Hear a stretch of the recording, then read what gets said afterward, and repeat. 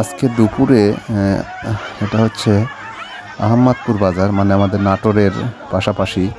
এখানে দুটো বাস রাজশাহী থেকে ঢাকা যাচ্ছিল এবং ঢাকা থেকে একটা রাজশাহী যাচ্ছিল।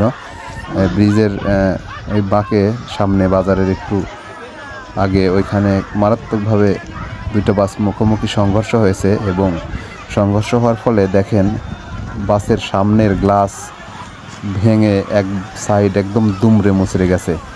আসলে খুব মারাত্মক অ্যাক্সিডেন্ট। আর অ্যাক্সিডেন্টটা হয়েছে ঢাকা থেকে যে বাসটা যাচ্ছিল রাজশাহীর দিকে, ওই বাসের টায়ার ব্রাস্ট হয়ে যায়, যার জন্য সে নিয়ন্ত্রণ হারিয়ে অপর দিক থেকে আসা বাসের সাথে মেরে দেয় এক সাইডে দিয়ে। ওই যে সামনে দেখেন বাসটা এক সাইডে চলে গেছে।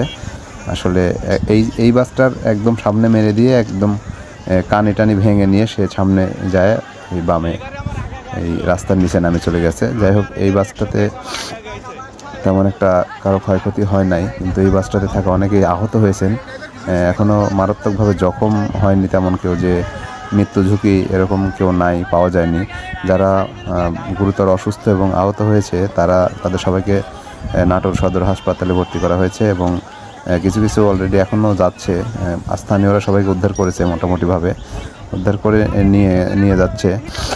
তাছাড়াও প্রাথমিক চিকিৎসার জন্য বাজারের আশেপাশে যে ডাক্তারগুলো আছে তারাও চিকিৎসা দিচ্ছে সাময়িকভাবে সুস্থ করার জন্য। আসলে দুটো বাসেরই সামনের দিকে ক্ষতিগ্রস্ত হয়েছে এবং সামনের যে বসা ছিল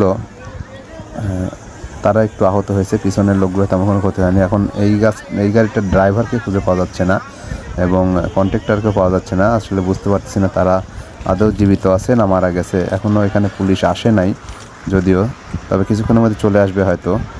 রাস্তায় দেখেন কত লোক সমাগম হয়েছে এবং আসলে এখানে এমন সময় একটা দুর্ঘটনা ঘটছে ঠিক দুপুর টাইমে।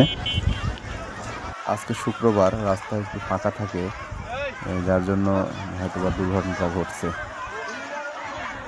আর এখানে একটা মারাত্মক বাঁক আছে বুঝছেন, ব্রিজের আগে। এই বাঁকটাতে মাঝে মাঝে এরকম ছোট বড় দুর্ঘটনা ঘটে।